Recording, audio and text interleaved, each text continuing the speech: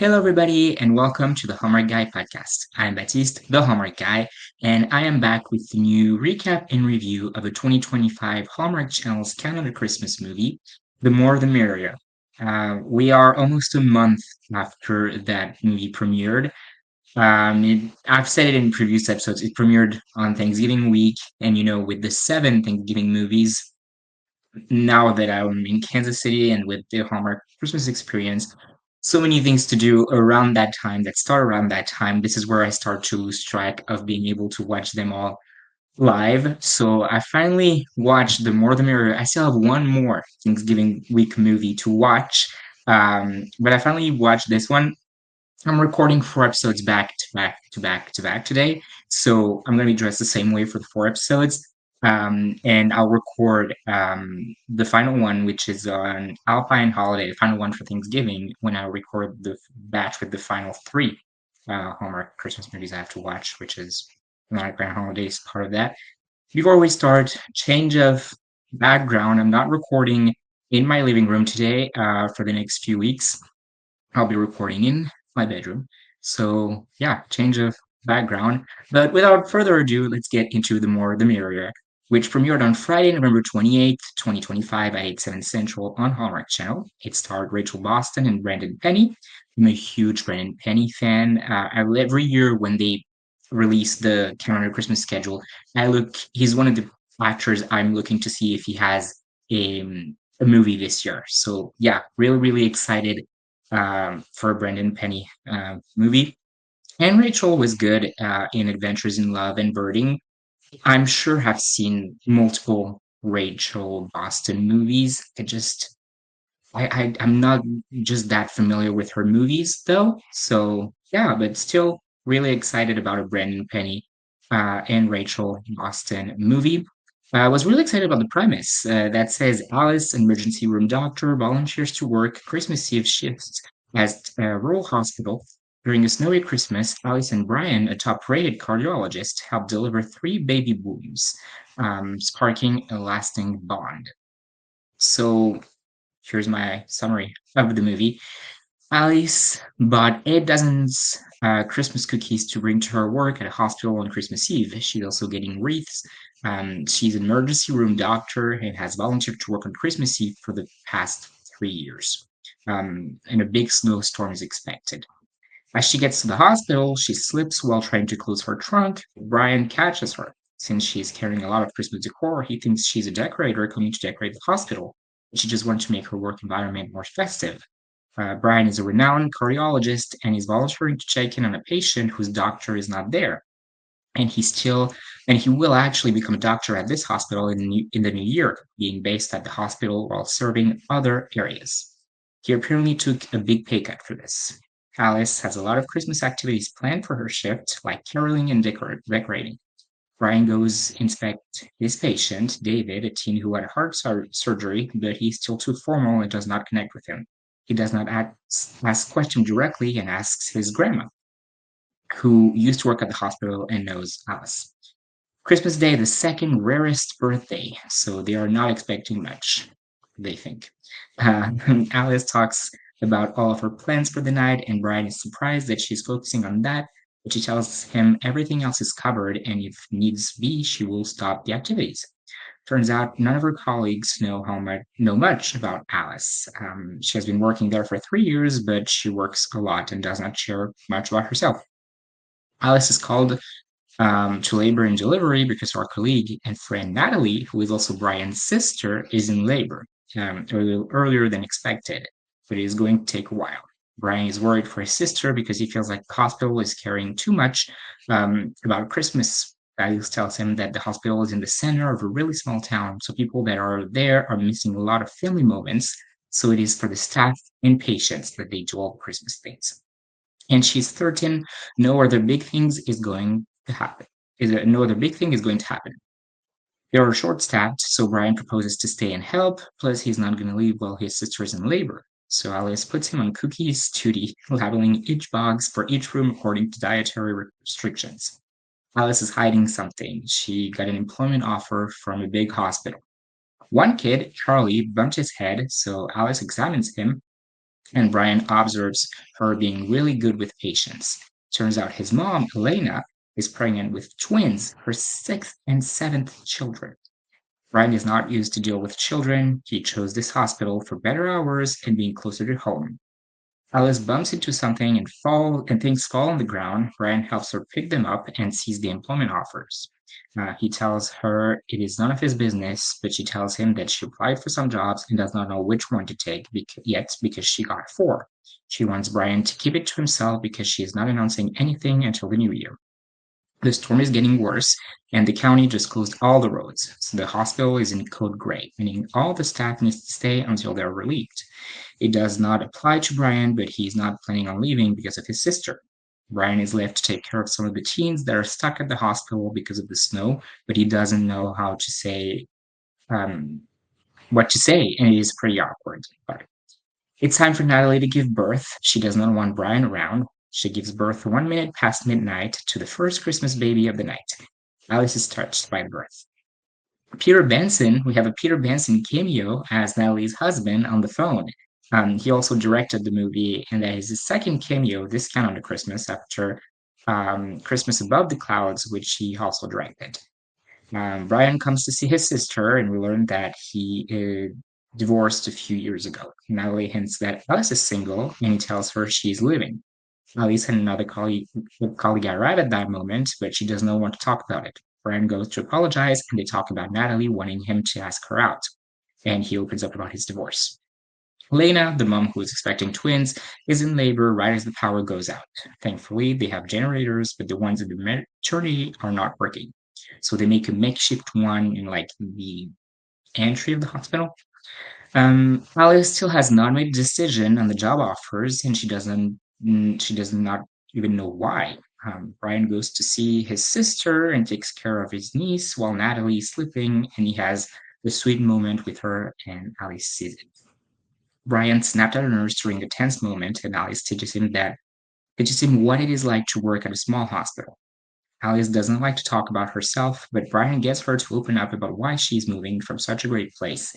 And she tells him she is just used to moving and moves every few years, and she also ends up being at the right place at the right time.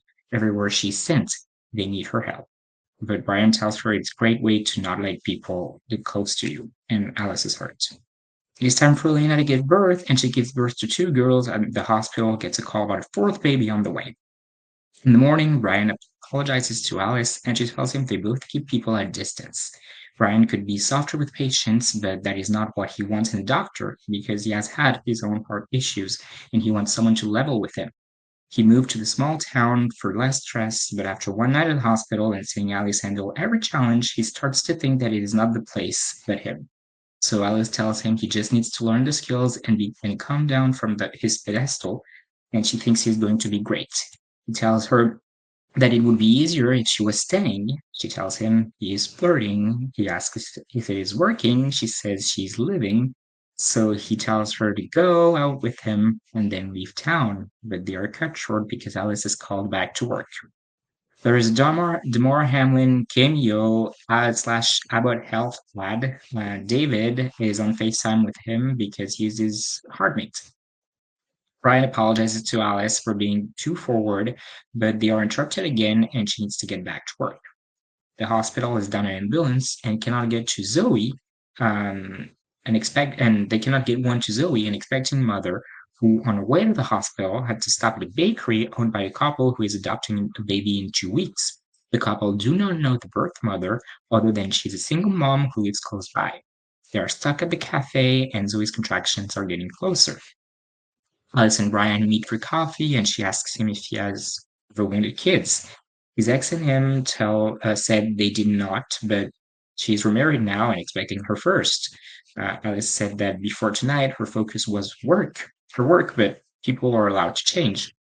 Alice tells him she thought about it and she's flattered, but she's moving about the date. She's moving and has to choose between 5 places. Brian reminds her it is four, and she agrees, which makes me believe the fifth place is staying there. But if she were to stay, she would go out with him. She's then called back to work. Brian goes to talk to his sister. He tells her that he moved there for less stress, but he thinks it is actually to get better at interacting with people and human emotion. He feels like he is in the right place at the right time. Though Zoe is about to tell the bakery people she is the birth mother of the child they're about to adopt, right when they get a call from the hospital telling them their baby's mom is in labor. So they have a discussion about it. Alice tells Ruth, who's David's grandma, who used to work at the hospital, that her reason for leaving is that when you stay long enough at a place, someone who you know will walk into the ER, and sometimes they lose people there. Ruth reminds her that the hospital also welcomes new people and that it is possible to hold on to hope and loss at the same time. Zoe finally told the parents that she's the birth mom, and then someone is there to bring them to the hospital. Brian bought chocolate for the nurse who he got mad at, and Zoe finally made it to the hospital. Brian talks to David and he tells him that he will be his doctor from now on and will do his best to make each time in the hospital not too awful. He shows him his Abbott card and tells him he just reached out to sign up for HeartMate. The day staff has started to arrive, so before they leave, the night staff helps with Christmas breakfast, and a man who hurt his knee playing Santa the day before insisted on coming back to play Santa for the kids. Natalie's husband Jim finally made it, and the baby is named Aaron, just like his mom. Alice thanks everyone for being there overnight and that it is important for her to keep growing and learning. And she has worked at a lot of hospitals, but the time has come for her to stay put for a while. This is an awesome community. Brian goes see her and she says she is glad he was there overnight. He asks her what made her change her mind, and she tells him, You. And when we're married one day, stop, before telling him she's joking. There was actually a lot of people being their best that night, and she has spent so much time running towards what's next that she never stopped to think what would happen if she arrived where she belongs. He tells her right place, right time, and she says this is the place, and who would not want to see where life here goes? She kisses him on the cheek, and it's a yes to dinner. They kiss and wish each other Merry Christmas, and that was the more the merrier. Like I said before I started, I was really excited because it's a Brandon Penny movie. I'm always excited about his movies. One of my favorite Christmas movies from him was A Season for Family 2 years ago. I think it was a really touching movie. And like I said, I was really excited about this premise, but I saw it as a lot of babies were gonna be born, and we end up with four, which I mean, in a small hospital, yeah, that's a lot. But I don't know, I was expecting like they're gonna be running everywhere all the time. It's gonna be like 15 or I don't know. So I was a little disappointed for that.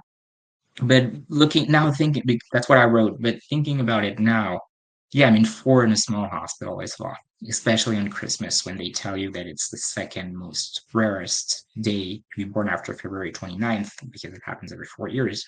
So yeah, a few things to point out. The movie starts with the song "Long Live Christmas" by Dan and Shay, which like came out, I don't know, a month ago. Let me just check um, on on my phone.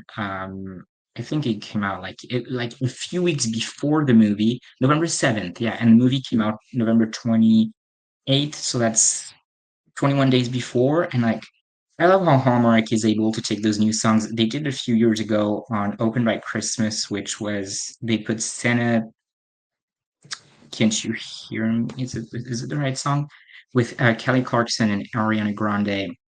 Um, Santa, Can't You Hear Me? Yeah. And they put it in the opening, and like same thing for this one, how they're able to take the brand new songs right before the movie premieres and add them to the opening. I think that's great. There was so I watched some Grey's Anatomy. My sister loves Grey's Anatomy, and I watched General Hospital every day. And there was a General Hospital like Grey's Anatomy mentioned when talking about gossiping. So they got me with this. I was like, you got me. A lot of funny things. Richards, who's one of the nurses, interaction with Santa when he goes to examine him, is like, Santa says, "You've grown since last year." And say, "Yeah, you got me lifts last Christmas, remember?" And while all being smiley and happy. I love that. Um, I can't remember. I think it is Alice who says, "Turns out popularity is hard. Those kids in middle school made it look so easy." Loved it. When Brian let it slip that Alice is leaving, he's like, "I think you just let it slip that you're leaving." And then Brian's interaction with Natalie, his sister's like, "You have your forehead creased when you're talking about human emotion." So I thought that was really fun. And few other things. Transition every time we would go to commercial felt like, I don't know, with the music and the way it was cut, it felt really 2010s, which I loved. I'm missing so much those kind of movies, and almost like Hannah Montana as well. I don't know why. So it's transitions when we went to commercial between scenes, but the transitions was really 2000, 2010s. Loved that, and the final kiss was a really, really great kiss. I was like, whoa, great kiss.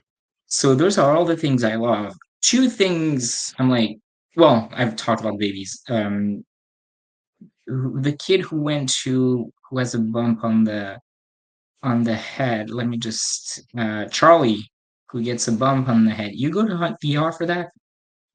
I guess you were scared that it could be like could be serious and a concussion, but like I don't know. I mean, it's a small hospital, I guess. If you live in a big city and you have all the very busy ER, I don't know. I was surprised by that. Anyway, so I don't really have much more to say about this movie.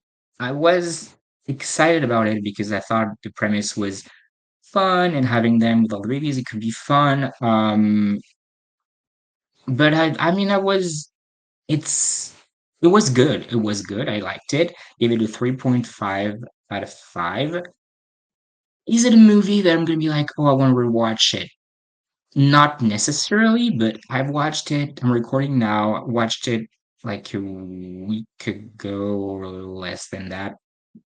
Looking back and thinking, I really liked what really worked, their chemistry. Brian and Alice, Rachel, and Brian's chemistry worked really well. So that's one thing that would bring me back to the movie. Not necessarily would say like, oh yeah, I can't wait to rewatch it next year. Their chemistry makes me excited though. So that would be something that would bring me back to the movie. And the storyline was fun. One thing I forgot to mention, I feel like I'm not sure. And I could go back and watch, but depending on the angle, I'm not even sure I would be 100% sure. It looked, the hospital looked like the one in Merry Christmas Dead Cooper. I will investigate it, and I'm planning on doing like a final ranking video. If I have an answer, I'll talk about it during that video. But yeah, back to the chemistry. Chemistry was fun. Everyone, all the kids, kids actually were really good. I really like the performances from the kids. And there were some touching moments. I feel like Brian opening up about his heart issues and him saying that he wouldn't want kids, but that now he doesn't know. And every time characters open up, I like that. And I think that the way they opened up was really great. And I was emotional in the end when she realized it is time to stay put. It is a great community. I was like, yes, yes, I agree with you. Stay there. So yeah, that would be the things that would bring me back to the movie. But I wouldn't be, I mean, today, as I'm recording on December 21st, I made it like a must watch Hallmark Christmas movies post on my Instagram. Go follow the Hallmark Guy Podcast on Instagram. Um, it's not, and I was saying come back next year. I didn't have room in the caption, but I would have said come back next year to check out which 2025 ones make the cut. It wouldn't be one. If one day I end up on Hallmark or on the Hallmark Plus channel, now they have like a channel where they just air Christmas movies 24/7. It's on there, and I'll watch it. And maybe one day I'll put it on the Hallmark Plus. But yeah, it wouldn't be a priority, even though I love the performances, loved the chemistry, and overall nice story. So yeah, that is it for the more the merrier. Thank you guys so much for watching. Like, comment, subscribe. Tell me in the comments what you thought about this movie. I'm seeing that a lot of people loved it, and it's one of the top rated movies for like ratings wise, how many people watched it. It might even be the number one. I can check. I checked a few days ago. For the ones so far that we have, we don't have all of them. but so far it is at like 1 million, which I mean, it seemed that a few years ago we were getting 4 million. It's kind of sad, but hopefully people are watching them on Hallmark Plus. The More The Merrier is at 1.77, and I'm just checking to see if we have one that's higher than that, and I do not think we do. Oh no, we have 1.80, which the Reluctant Royal. So right now and we have an Unexpected Valentine as 1.80 as well. So, but I mean, right now it's top three. Will it be stay top three? We're still missing four ratings. Well, four, no, eight. The two, six, five central Thanksgiving ones are not on there. That's something I'll talk about probably also in my final ranking. But yeah, people liked it. I've seen great reviews about it, and I enjoyed it. It's just I've enjoyed others. So yeah, like I said, tell me in the comments what you thought. Follow the Instagram at the Hallmark Guy Podcast, posting clips, and then I posted a lot about the Hallmark Christmas occurrence, and then I'll make Instagram like clip like special posts about like the carousel of like movies to watch and stuff like that, Hallmark info. So yeah, go follow me on there. And thank you guys so much for watching, and I'll see you guys in the next episode. Bye.